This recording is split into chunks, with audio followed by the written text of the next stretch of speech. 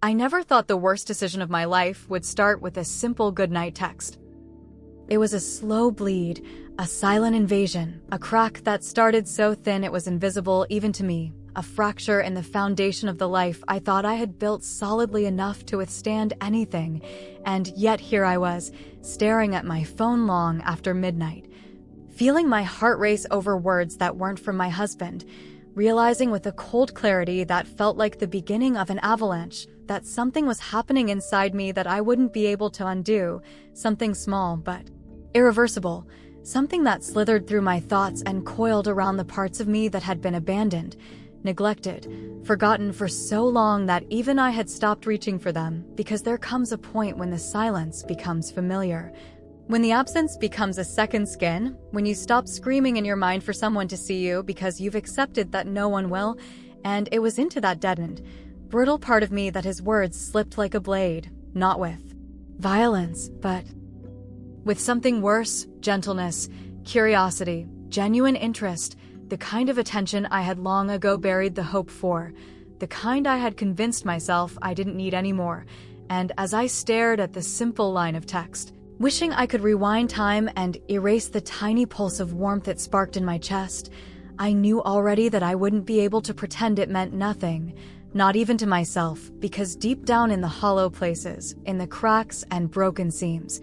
something was stirring, something that terrified me even as it made me feel, for the first time in years, achingly, shamefully alive, and I hated myself for it. Hated that my fingers hovered over the screen longer than they should have. Hated the small smile tugging at my lips. Hated the treacherous flutter in my stomach. Hated how easily, how naturally, I responded. And it was in that moment, before a single word passed between us that could be deemed inappropriate, before anything real had happened, that the first betrayal bloomed quietly inside me, unacknowledged but irreversible, and as I lay back against the cold emptiness of my side of the bed, my husband snoring softly beside me, oblivious, untouched by the storm breaking open in my heart, I realized with a sick, shivering certainty that I had just stepped onto a path I might not have the strength or the will to leave. I remember wondering how it had gotten this far without me noticing, wondering when the loneliness had turned from an ache into a hunger, when the silence had turned from peace into a prison, when the small daily disappointments had piled up into a mountain too high to climb over, and I thought about the way my husband looked through me now, how our conversations had dwindled to logistics and surface-level exchanges, how even our fights had become half-hearted, as if neither of us believed anymore that there was anything worth salvaging underneath the rubble of what we used to be, and I wondered if he felt it too, the slow rot of neglect, the hollowing out of connection, or if he was so far removed from me now that he didn't even notice the distance widening day by day, and that thought, more than anything else, sliced through me with a terrible clarity, because it meant that my heart could break a little over a man who wasn't mine, and the man who was supposed to have my heart wouldn't even know it was broken. It was harmless, I told myself at first. It was just words, just kindness, just a reminder that somewhere in the world, someone still saw me, still found value in the pieces of me I had long since deemed invisible, and I clung to that lie like a lifeline, telling myself over and over that it didn't mean anything, that I was strong enough to control it, that the flutter of excitement I felt when I saw his name on my phone was just a symptom of loneliness, not betrayal, that the sudden quickening of my breath at the thought of seeing him was nothing more than a desperate imagination reaching for something, anything, to hold on to, because if I admitted to myself that it was more, if I even allowed myself to think it, then I would have to confront the awful truth that I was capable of becoming someone I had always secretly despised, someone weak, someone faithless, someone who let the small cracks widen into chasms. And the thought made me sick with guilt even as it made me desperate for more. I started seeking him out without realizing it, my steps unconsciously bending toward places where I knew I might run into him, my conversations with him growing longer, lingering, stretching out into the spaces where silence used to live, and every word, every shared laugh, Every tiny moment of understanding felt like water to parched soil, reviving something inside me that I had thought was dead but now realized had only been buried, waiting, hoping, starving for the smallest scrap of affection. And the more I let myself drift toward him, the more aware I became of the widening gulf between me and the man I had promised forever to, the man who didn't notice when I slipped away. Because maybe in some ways he had already let go of me long ago. It wasn't a single moment that changed everything. It was 1,000 tiny ones, barely noticeable on their own, but devastating in their accumulation. The way he remembered small details about me that even I had forgotten to value, the way he laughed at my jokes without the tired, distracted smile I had grown used to at home, the way he asked questions and actually listened to the answers, the way he looked at me, not past me, not through me, but at me. And it was terrifying how quickly that attention became addictive, how easily I found myself comparing every indifferent glance from my husband to the way this other man's eyes seemed to see, all the way into the parts of me I had locked away. The first real fracture, the moment I couldn't deny anymore,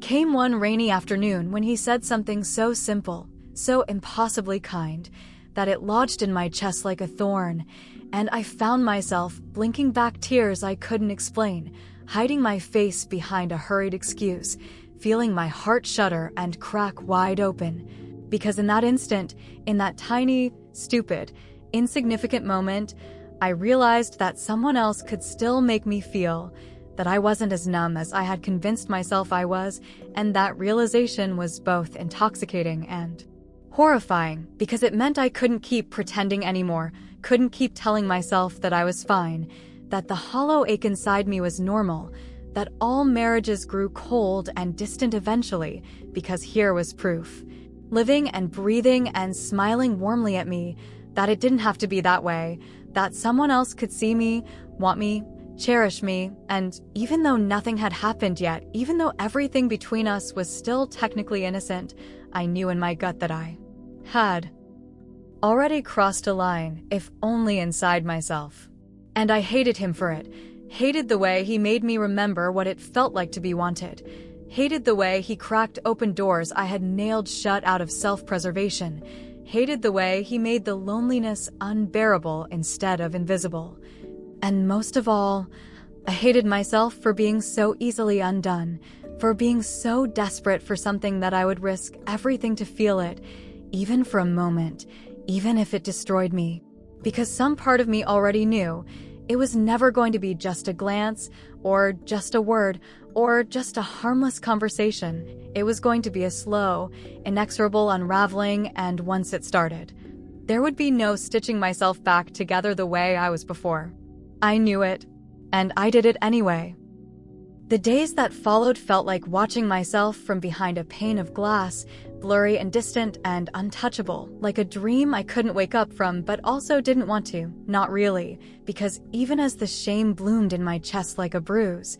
even as the guilt gnawed at the edges of my mind like rats on crumbling wood, I clung to the tiny bright thread of feeling, of being noticed, of being cared about, because after so many years of living like a ghost inside my own life, drifting through routines and obligations and empty smiles, the simple fact that someone thought of me outside of obligation, outside of duty, outside of weary resignation, felt like a drug in my veins, a dangerous, heady high that I knew would wreck me eventually. And yet I kept reaching for it, again and again, telling myself each time that it would be the last, that I would stop before it went too far, that I would catch myself before the fall. But the truth is, I didn't want to stop, didn't want to go back to the barren silence that waited for me at home, to the cold bed and the colder glances, to the endless procession of days that blurred together into an endless gray ache. And so when I saw him again, and he smiled that familiar soft smile that made my heart thud traitorously against my ribs, I didn't turn away, didn't retreat, didn't close the door, I stepped through it. It began with small things, infinitesimal shifts that felt monumental inside the fragile ecosystem of my heart. The way he would glance at me during meetings, fleeting but weighted, as if we shared some secret language spoken only through eyes and half smiles. The way he would linger a second too long when handing me something, our fingers almost brushing, the almost burning more than any actual touch could have. The way his voice softened when he spoke to me, the way his laughter warmed the coldest parts of me, the way he made me feel like I was the only person in the room even when there were dozens milling around us. And each moment was a match struck against the tinder of my loneliness, setting tiny fires that I tried, and failed, to stamp out. I started dressing with him in mind, picking clothes I knew he liked, choosing colors he had once said looked nice on me, noticing his favorite scents, and wearing them like armor and invitation all at once. And even though no words were spoken about it, there was a shift, a subtle pull, a gravitational force that bent my steps toward his without either of us needing to name it, and every stolen glance, every casual conversation, every shared moment became another thread binding me to him, stitching us together with a precision that felt terrifying and inevitable. The first compliment that slipped past his lips without the safety net of casualness hit me harder than I could have anticipated. A simple, "You look beautiful today," murmured so quietly that for a moment I thought I had imagined it.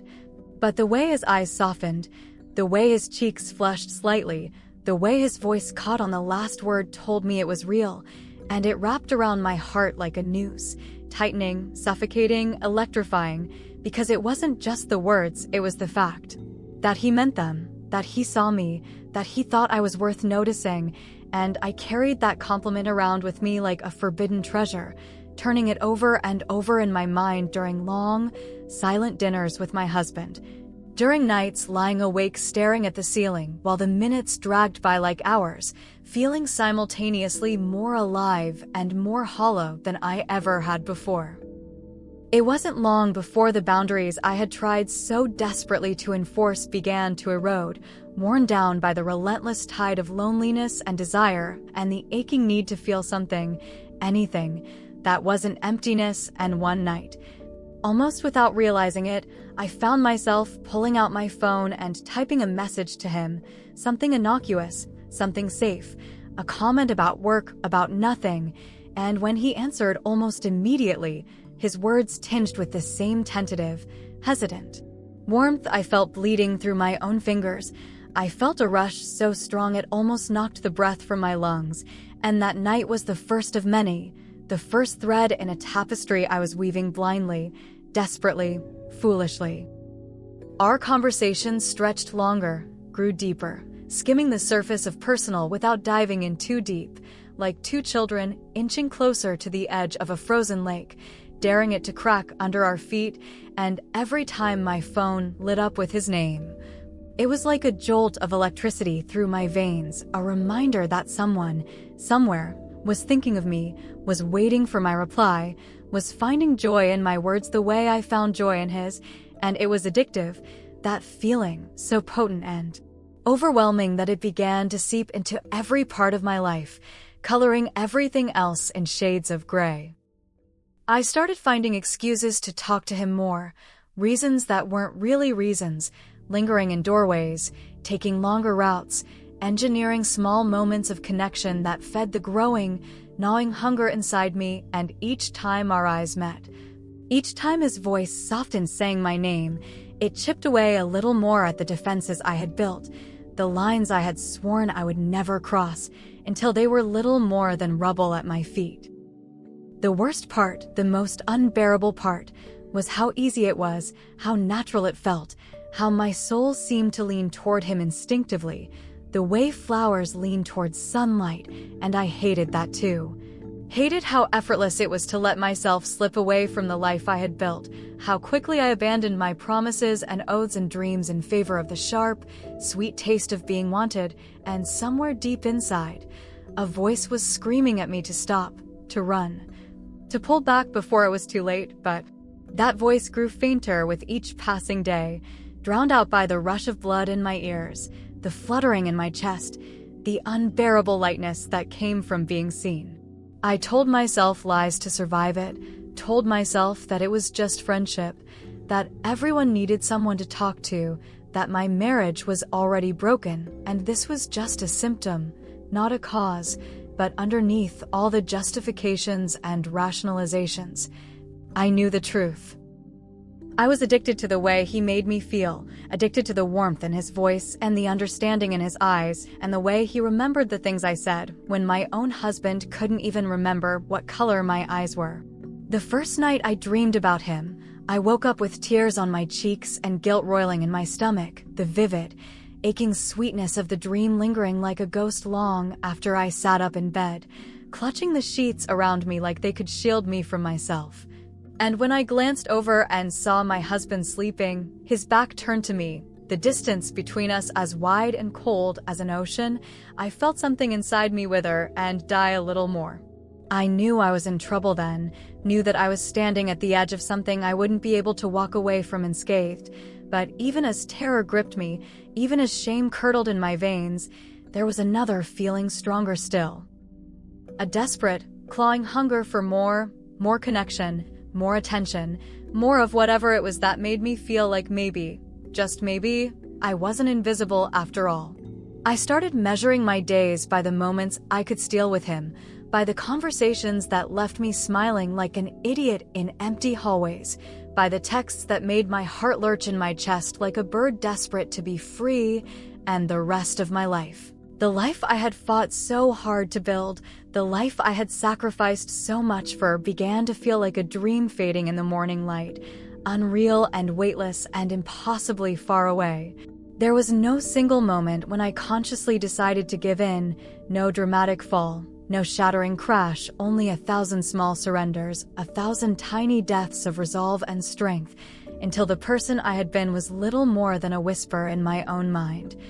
drowned out by the thundering pulse of need and guilt and fear and longing. I knew I should stop. I knew I should run.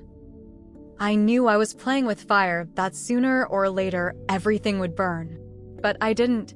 I couldn't. Because somehow, somewhere along the way, needing him had started to feel like the only real thing left in my life, and I was too far gone to pretend otherwise.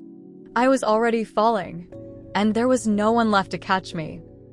I don't even know when it happened, when the shift became complete, when the thoughts of him outnumbered the thoughts of my own husband. When the sound of a message alert from my phone could send a thrill through my entire body, while the sound of my husband's voice barely registered as a blip in my consciousness. When the longing for a man who wasn't mine eclipsed everything else I used to care about. When the act of checking my phone became less about communication and more about salvation. About hope, about survival, and I hate myself for how easily I slipped into it, how naturally the betrayal took root in me, not as an action, but as a state of being. Not with one grand event, but with 1,000 silent decisions I made when no one was looking, until suddenly my reality split into two parallel lives. The one everyone could see, tidy and predictable and devastatingly empty, and the one that lived inside my mind, messy and desperate and brimming with a shameful, unbearable kind of hope that left a permanent ache in my chest. It wasn't a meeting in a dark hotel room. It wasn't whispered promises exchanged between trembling hands. It wasn't anything tangible that anyone else could point to and say, "There, that's where she fell," because the real betrayal was softer, more insidious. A slow drowning that left no marks on the surface, a steady bleeding out of loyalty and love and everything I thought I was, and it happened in thoughts I should never have allowed, in smiles I should never have returned, in messages I should never have answered, in the way I started building a secret world in my mind where he and I existed outside of the wreckage of my marriage, where the reality of who we were and the impossibility of it all didn't matter, only the feeling, only the sweet, aching illusion that someone understood me, wanted me, saw me. The night we met for coffee was the beginning of the end, though no one watching from the outside would have seen anything suspicious. Nothing more than two colleagues sitting in a dim corner of a cafe, nursing lukewarm drinks and talking about everything and nothing. But inside me, it was an earthquake, a seismic shift that tore down the last crumbling walls of my resistance, because sitting across from him, hearing him laugh at something stupid I said, seeing the way his eyes softened when he looked at me, feeling the quiet understanding pass between us without words. It made the life I had built feel like a house of cards, fragile and foolish and built on a foundation that had long since rotted away. I remember every moment of that evening with a clarity that still makes my stomach twist. The way I caught myself leaning toward him without meaning to, the way my fingers itched to reach across the table and touch his hand just to make sure he was real, the way guilt and longing coiled together inside me like twin serpents,